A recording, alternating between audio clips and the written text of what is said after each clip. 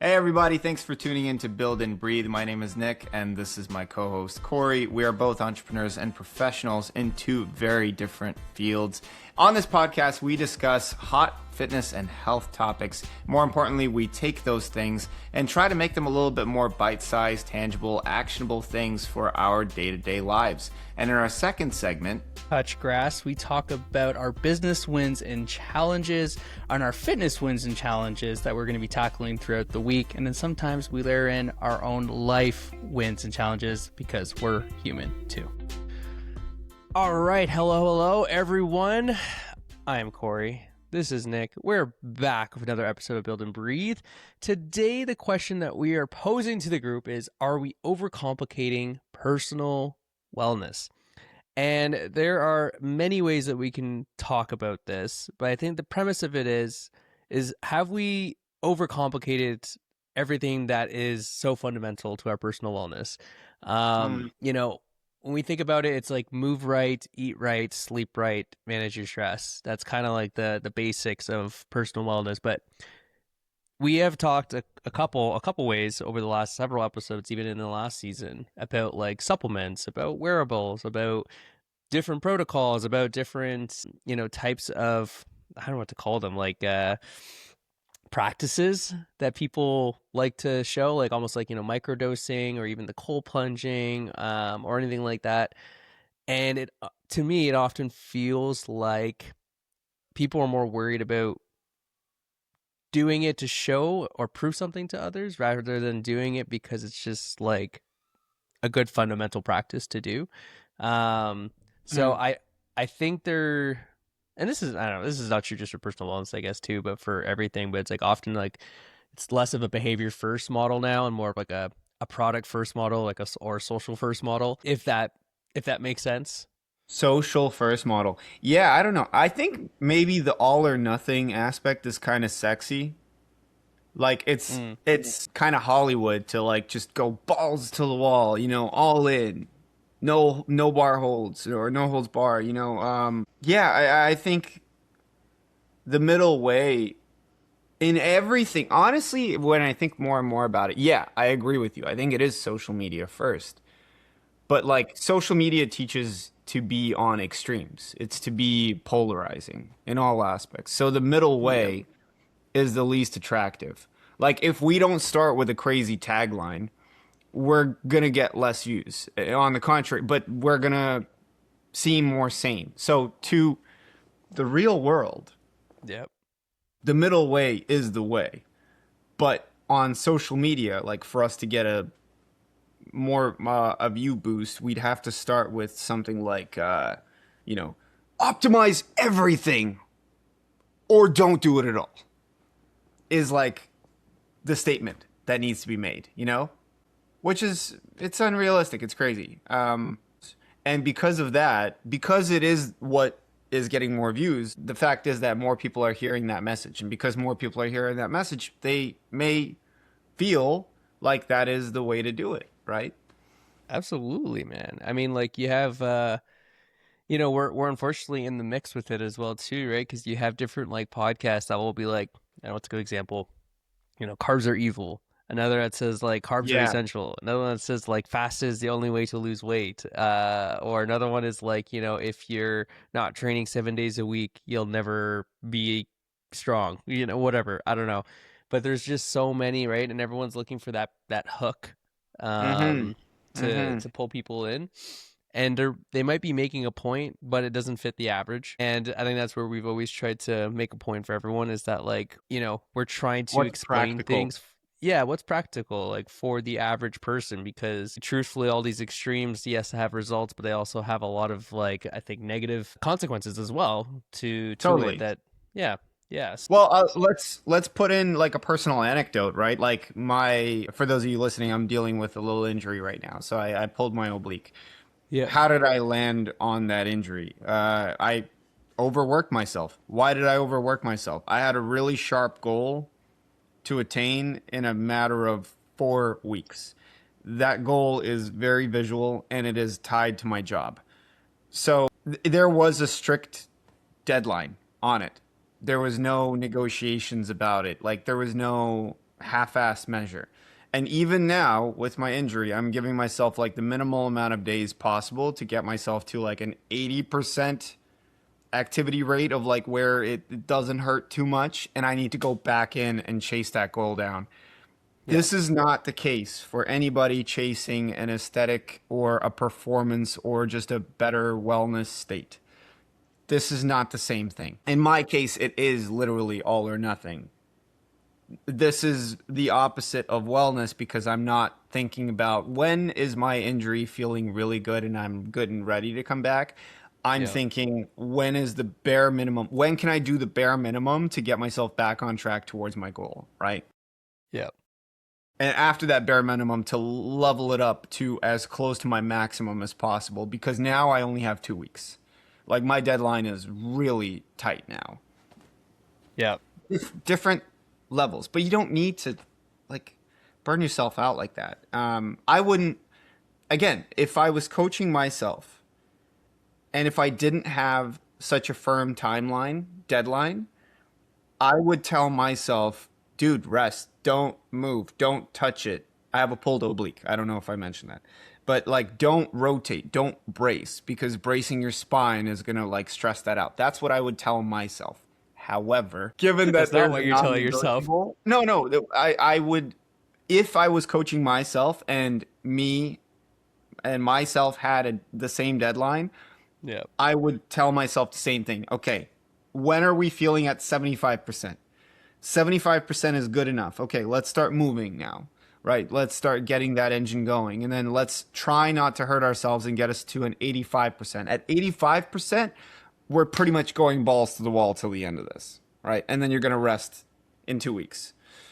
Yeah. That is what I would, I would tell myself, all right, this is the time to suck it up. Yep. Yep.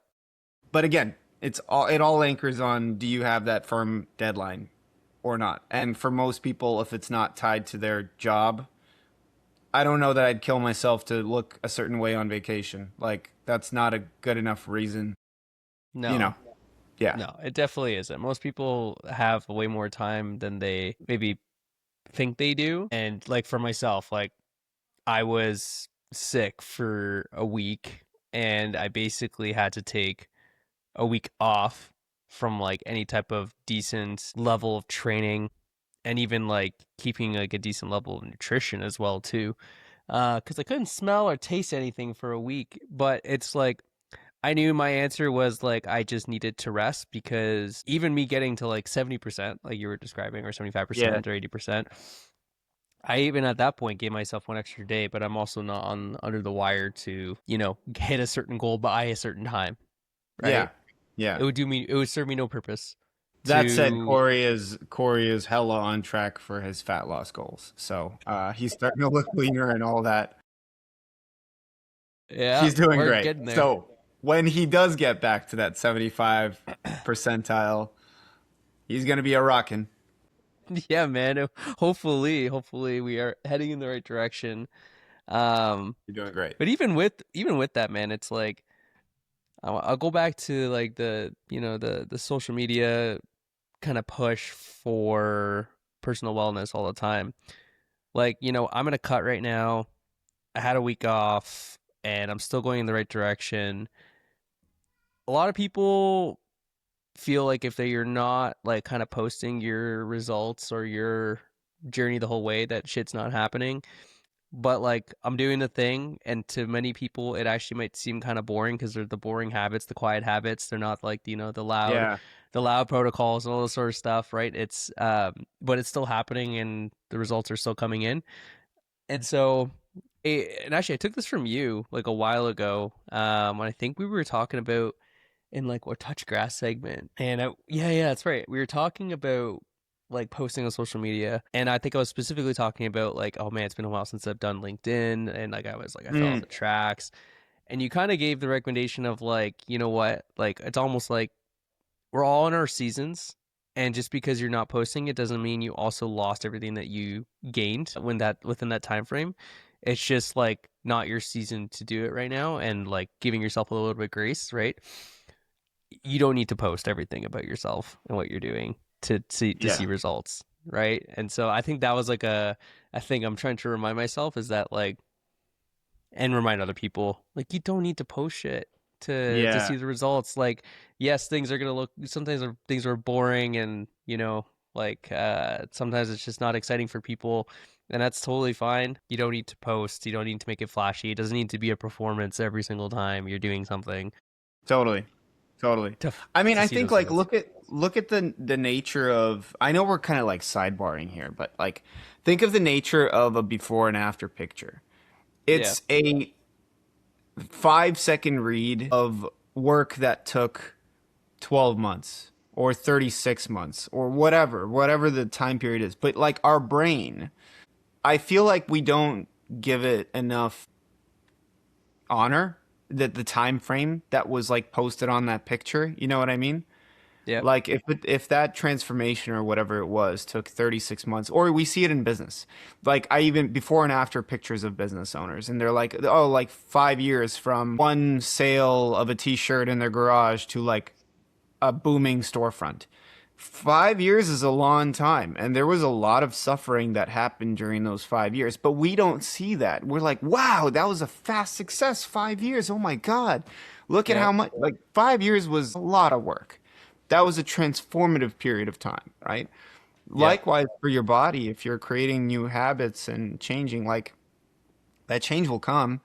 And I'm sure looking back at it, it'll feel like, wow, that time flew by. But at the same time, you're gonna feel like you lived a lifetime. Yeah. I often feel like I look back like 2 years from this point backwards, and I'm like, wow, yes, it feels like it wasn't that far away, but at the same time, it feels like I have done so much. Like it feels like Yep. I've lived 25 years in a span of 2 years. Yeah. I'm not sure if I'm talking from a stress standpoint, but definitely from an experience standpoint. I don't think from a stress standpoint. I'm actually analyzing this live here. I don't think Yeah. from a stress standpoint. I think the stress was the right amount of stress, but I know you know exactly what I'm talking about. Like the amount of people you've met, the amount of conversations that you've had, the evolution of the in those conversations, your thought process and your evolution, your growth. I'm sure if Mm-hmm. we had Jade on this, he'd be like, "Yes." Like, For sure. Oh yeah. anybody that I know that's like pushing boundaries, this happens. Yes. It 2 years ago, absolutely what you're does, doing man. now, you didn't think was possible. It just wasn't available to you in your psyche. 1,000%, dude. 1,000%. Like, yeah, yeah, I know this is a sidebar of the nutritional I know. topic, Yeah. but it is very, very true. Like as you're saying that, I started just analyzing now myself too, and I've done it before, but like, yeah, like I think back and I'm like, man, like half the people that I met, half the people I talk to now, where I'm living now, what I'm doing now was like not even really in sights. Like even like a year and a half ago, even maybe sometimes a year ago, truthfully. Absolutely. Yeah, Yeah. absolutely. Yeah. It's wild, man. It is wild how much can change in those short amount of time. It feels like a lifetime, but it really wasn't all that long, but it felt forever. Like 12 months ago, I was just settling into LA. I have such an interesting um, benchmark right now because it was same to you. You just moved a region. So you're going to have the same thing. Like it's a very easy comparison. A year from now, you're going to be able to look back at how you felt and where you were when you moved yep. from the east coast of Canada to the west coast of Canada. Like it's going to be a very distinct moment in your timeline in your life. Yep. And looking at this past year is insane from a transformational standpoint. It's so cool. And there's so much more to be done. I'm not saying, in any way that I'm done. I'm scratching the surface. But Yeah. when you compare, when you have a very firm timeline to compare to, and you are in fact doing the thing, Yep. and day to day, it really feels like the most mundane thing. Middle of the road, not extreme. It doesn't That's right. It feels routine. It doesn't feel Yeah, it doesn't feel glamorous. like yeah, it doesn't feel exciting, doesn't feel like, Yeah. novel or anything. Like I'll bring it back to the personal wellness bit here Yes. Let's with rein that. it back. Yeah, yeah. I'll bring it back with that because it's a good segue. So for everyone out there, feeling like your personal wellness is being a bit complicated or you're trying to overcomplicate it a little bit with like all these like different routines or, nutrition plans or workout plans and all this sort of stuff and it's like realize that sometimes simple scales complexity fails and if you're feeling like you are trying to make things more complex because you're in the middle of the road and things are kind of average, that's okay. You want to be there. You want to be in the quiet habits, in the boring state, in the consistency that no one really sees because like you're going to look back in a couple years or a couple months, whatever it might be, and you're going to have way more progress than if you tried to have these spurts of complexity, trying to bring in this novelty. Totally. So don't overcomplicate it. If you feel like you're in the middle, that's okay. Stay in the middle. That's actually Yeah. the place you're supposed to be right now. I think like if we go just taking it to I love what you said. Everything was so like on point there. Take it to a fully practical level. Pick like three small routine things and implement that for the next 6 months. And don't make those things that would overwhelm you. So for example, if you're I don't know, maybe you fell off the bandwagon or something like that, right? And if you fell off the bandwagon, chances are you overstretched yourself somewhere. So take this as your sign to not do that again and instead say, go work out or do something active 3 times a week instead of 5 times a week because 5 times a week failed last time. 3 times a week. That gives you less than 50% of the week in terms of like commitment day to day to do something active. Eat 3 servings of protein a day. That's habit 2. Don't worry about tracking. Don't worry about glycemic index. Don't worry about carbs are bad or good. Just 3 servings of protein a day, but for the next 6 months. Yep. What's another good one? I don't know. Maybe something recovery based. Oh, okay. One wellness recovery thing, whether that's a cold plunge or a sauna or meditation or yoga. Pick something that's recovery based that will help you mentally and physiologically for all aspects of your life. I promise you. The way you feel after a sauna, if you just do it once a week, or a cold plunge just once a week, or a massage just once a week, you will feel like $1,000,000. All right, ladies and gentlemen, on to the next segment of Touch Grass, where Cory and I kind of take inventory of our wellness journeys and our business journeys, and then hopefully you take some lessons on. This is just for us to share our lives with you a little bit, our insights, and tell stories, anecdotes, learn, and from each other too. We enjoy each other's like reflective nature of these two. I'll punch it to you, Cory. How was well, we kind of touched on it a little bit, but how's your wellness journey been this past week? Trials, tribulations? Yeah. So yeah, I did mention it. Like it was a little tough. Like I was dealing with sickness. Like I'm pretty sure I had COVID or a really bad flu or something, and so that made it very, very tough. I had to take the week off, like I mentioned, and didn't train. Nutrition was limited to, I tried to focus on like taking my micronutrients, drinking a lot of water. Eating was just very tough because I couldn't taste anything, and I Yeah, couldn't smell anything. So it's like it felt like I was chewing nothing, which is like the worst. Like I love food, I love flavor, I love fighting food, and appetite. it sucks so much just feeling like I was just literally chewing on Play-Doh. Can I interject? What do you think is worse? Fighting appetite when you're dieting or fighting lack of appetite when you're sick? Fighting lack of appetite I when I'm agree. sick. I Yeah, I agree. can I can fight my appetite when I need to when I'm like cutting, when I need to like limit myself and like I'm Yeah. hungry, but like I know I need to pull back. That's fine. I hate trying to like force feed myself when I'm sick. I hate Yeah. that. Yeah, Yeah. because I enjoy food, and the fact that I'm not enjoying it in that moment really pisses me off. For me, it's not from a joy of food. It's from the conscious knowledge that when I am sick, my immune system is down and it That's needs yes. It needs the nutrients. fuel. It I does, yes. know it. And I just can't shove it down. And I'm like, I get so frustrated with myself. I'm like I'm there sipping on soup and hating it. And I'm like, this is just soup. It is just a liquid with a little chunk of chicken or whatever it is. And I hate it. But Yeah, that's exactly uh, it, I actually. don't, Yeah. I feel like I Yeah. militarize myself when I'm that sick. I just like, you are eating this bowl of soup, damn it. Like, just, I hear you. I hear you. And that was the painful thing actually as well. Now that you mentioned it, I was like, I knew that I needed to eat more because I knew my body needed it. I couldn't. Like I definitely underate. I don't know how much I underate. But I underate for sure. It was a lot of very plain stuff. Probably most meals were half eaten.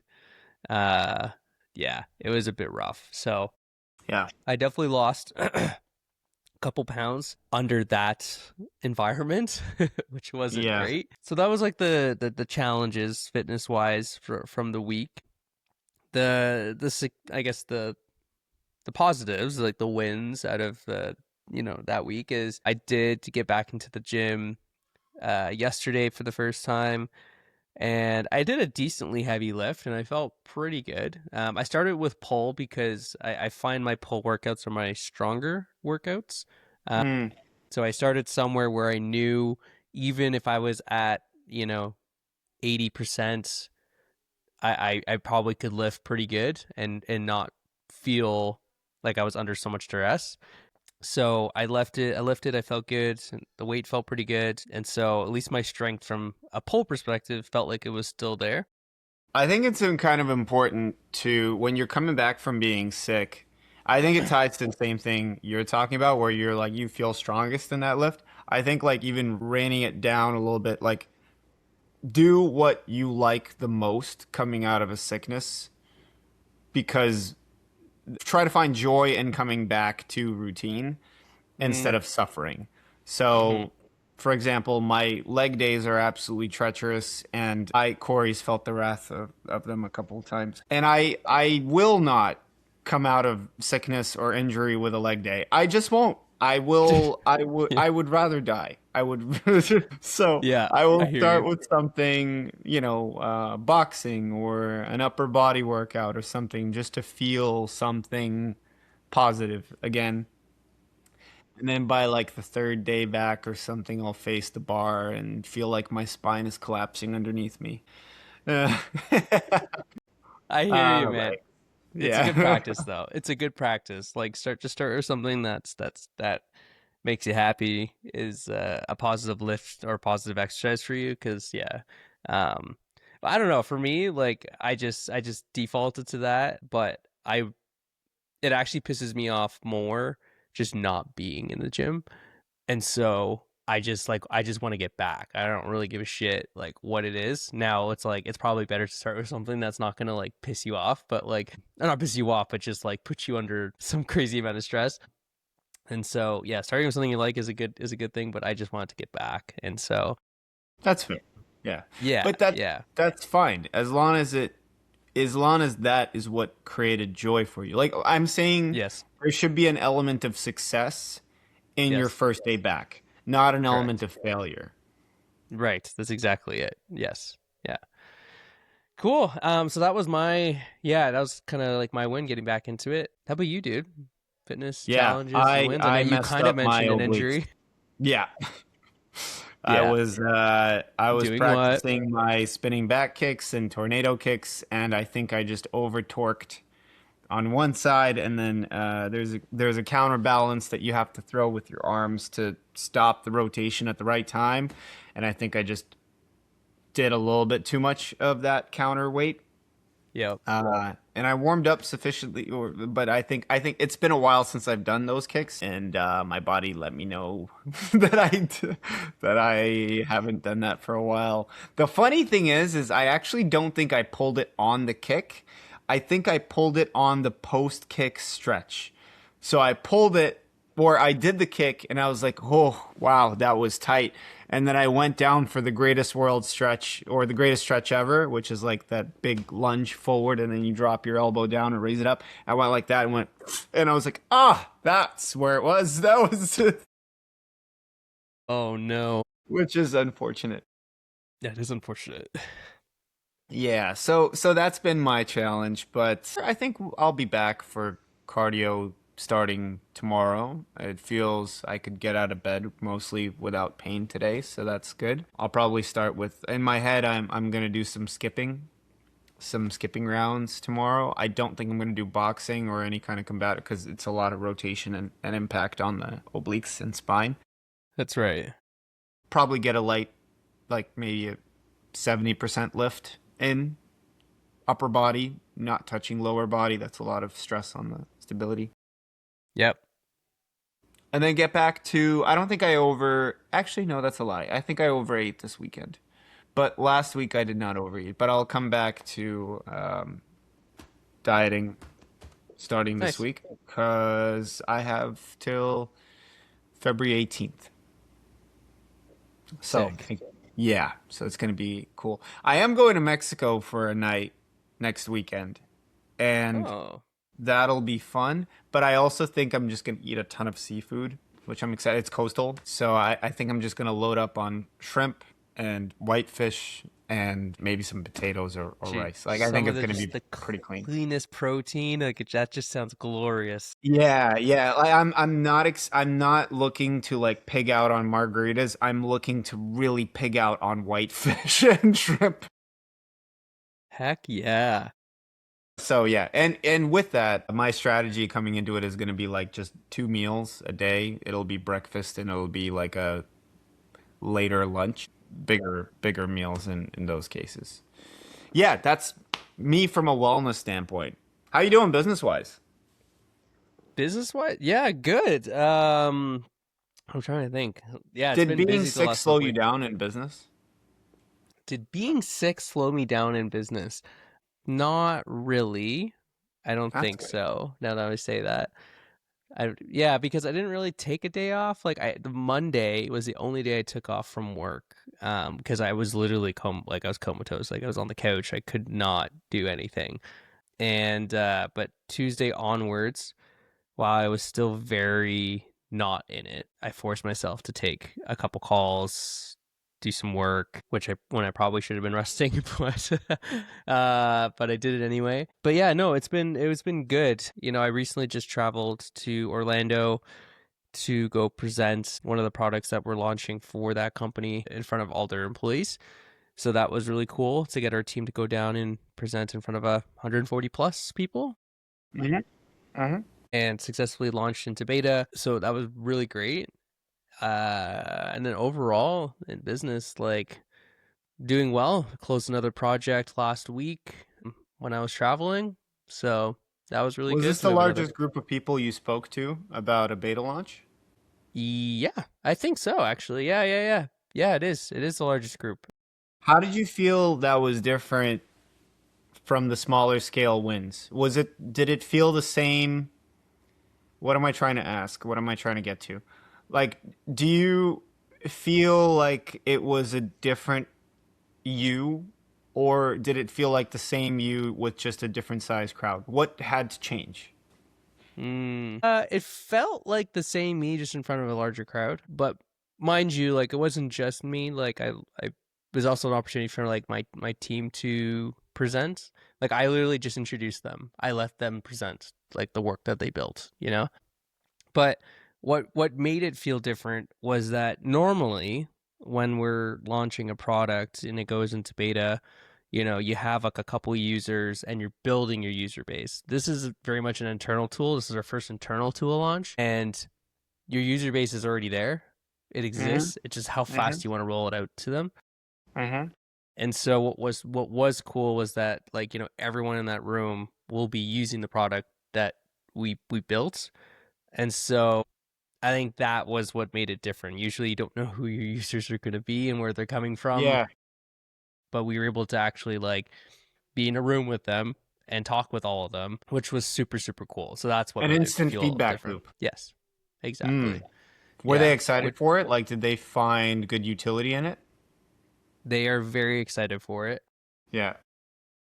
I think they're more excited. The first version of it is just the foundation. Just to give everyone maybe a little bit of context of what it is. So this is a health insurance agency that sells private health insurance in the U.S. You can think of them as a broker for several different carriers. So if you have Obamacare, the Medicare, United Health, American Health Way, I think is another one. There's a lot out there, right? These plans are very complicated and often people don't know which way to go. And so they lean on a lot of these brokers who are experts and certified with all these carriers to sell these plans. So this company that we work with, they have all these health insurance agents. And you could think of them as like the company's called American First Healthcare. And all these agents leverage American First Healthcare for their distribution power and for their brand power to get more of their own book of clients. Right? So they're each their own little business. They just leverage American First Healthcare because they have such a strong distribution network. And so they pay American First Healthcare for all these like leads of potential clients so they can sell healthcare plans and grow their book of business. So what we built was basically the agent portal for them to log in to be able to see how many leads they are purchasing. Because right now it's very manual. They had no way of knowing of like how many leads they purchased, how many leads were left. Like nothing was being tracked. It was all in spreadsheets. And so now they have this portal where they can basically just pick a subscription, which is like you're gonna get X amount of leads for this month. You can see how many you got when you ran out. You can purchase more, and eventually it will be a place where they can manage every piece of their business, not just like lead tracking essentially. So that was the first version. So that's why they were excited about it for the first version. But the future version of it is like pretty much they'll be able to operate their whole business within a single platform. Get their commissions, get their carrier certifications, see all their clients and what plans they're on, all this sort of jazz. So they're excited for the future product roadmap for Very exciting for it. Yeah. Very exciting. Yeah. Cool. Yeah. I Yeah, love man. that. I guess the first thing that you said too was like the main difference is you now have a team that you're deploying with, and so you're sort of the facilitator, the leader, and then you're allowing the others, the ones that actually built this out now, to speak on their specializations and their passions. Frankly, like it's important for them to feel that one too. So 100. I suppose that's what really changes when you scope, or sorry, when you scale to a 100%. larger client like that, larger contract. Yeah, Absolutely, man. Absolutely. So yeah, it's been good in business. Nothing has slowed down. I'm actually trying to find ways to speed it up of course. again. So even though sometimes like I think if I speed it up anymore, shit's gonna implode. Yeah, the wheels will come But off. yeah, that's kind of where it feels like right now. But I'm trying to keep I it mean, going. isn't that the constant feeling though? Like a, s- when anytime you're chasing something substantial, it often feels. I've learned to just invite that feeling because it often feels like that just before the breakthrough. Every time. It's I true. don't know. I don't know that I've ever had a breakthrough comfortably. It's always felt like this is gonna go one of two ways. I already And know. I already and know. sometimes it feels like a surprise, like wow, that worked. Yep. Yep. That's cool. Cool. That's really Yeah. cool. Yeah. How about you, man? How's any business wins or challenges that you're dealing with right now? Yeah, we talked about this before the call really, but very big wheels come off moments in terms of film this week. I got pushed to a new level of the screening process, the audition process, and I got absolutely grilled by a director in the best possible way. Yeah. In no way was it negative. In no way was it from a criticism standpoint. In every way, it was from a stress testing standpoint of like, can this guy handle this? Yeah. A And welcomed experience. well, yeah, absolutely. Even if this doesn't go my way, it already went my way three different ways. The process had three different tiers. I already won three times. I'm on the last tier of that. But even if it was to not work out on the fourth tier, the lessons learned during this three-tier journey are so invaluable from a confidence standpoint, from a craft standpoint, from a process standpoint, and from a confidence standpoint. I would say, like I was telling you before, like it's an invitation to step up, but you got that invitation. You didn't just get it handed to you. You had to earn that invitation, and you received that invitation, and now it's for you to meet that invitation halfway. And you do have to step up. And now we'll see if I'm ready for it. And if I'm not, I'm so close. You know? Yeah. So it's encouraging either way. I think there's no loss per se here. Cool. There's just whether I gain a little bit more out of this or not is really the question and the way that I'm approaching it right now at this stage. From a business standpoint, time constraints were a major problem this week because film just took the reins. It just took the reins. That said, I still had a meeting with my sales team, and we got aligned on certain things there. So we're pushing that along. Outreach framework is kind of what I'm working on now. You know, email blueprints as far as like how we want to shape that first email, what the follow-up process is, things as simple as like email aliases and stuff, and then starting to build out an actual contact sheet of a hit list of people. From her side, you know, she's networking out with some of her contacts who we're going to pitch it to. We were supposed to pitch it this weekend, but that got postponed to next weekend, which for me was a nice breath of fresh air and a little bit of oxygen. Yeah. Welcome space. Yeah, welcome space. Like usually I'd be frustrated. This week I was like, whew, okay, thank you. Yeah, great. Because my process will likely wrap up early this week. So I'll have more time to support her on that journey. So yeah, honestly, all positive things. As fast. This feels like the moment of silence before the really busy thing. This is the wheels come off. This is the feeling just before the wheels come off moment. Right. And I welcome that with open arms. Basically, but I'm mentally getting myself ready. Like I know this next step that happens. Once you step there, that is the commitment, and there is no stepping back and pausing. And I believe we talked about this in a previous segment. My whole dilemma is that I am spread too thin with my survival job and then the other two things. Yeah. That wheels come off moment is fast approaching where that jump might have to happen. And it might completely be out of my control. Like, this is a very real scenario that's going to happen. Film project goes through. I have to take a month off of work. I have no job to come back to after that month off. During that month off where I'm working in film may have to be that sales push time for the corporate wellness project as well.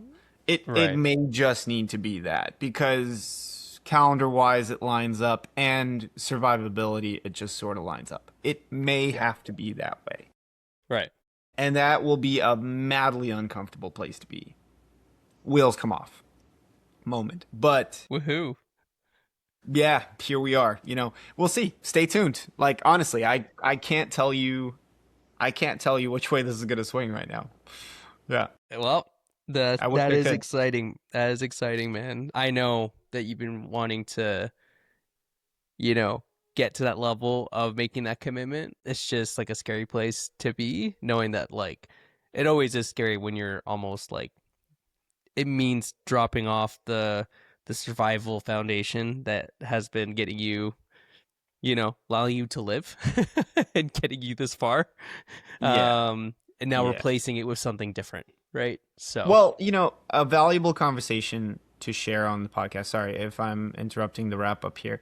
but the foundation has allowed me to get to the stage in film that I described to you, where I'm being invited to be on the next level. That couldn't have happened without said foundation.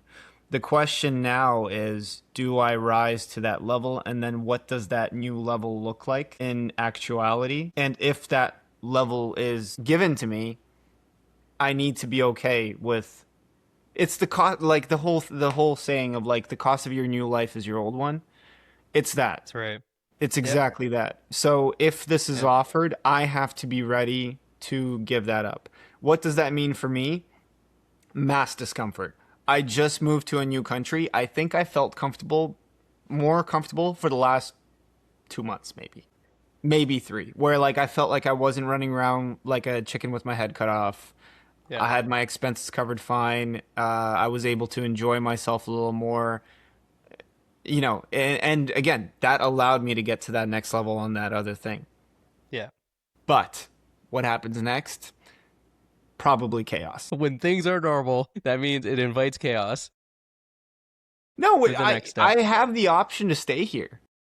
I have the option it's to true. stay in comfort. It's There is true. nobody running me out of this. No, for sure.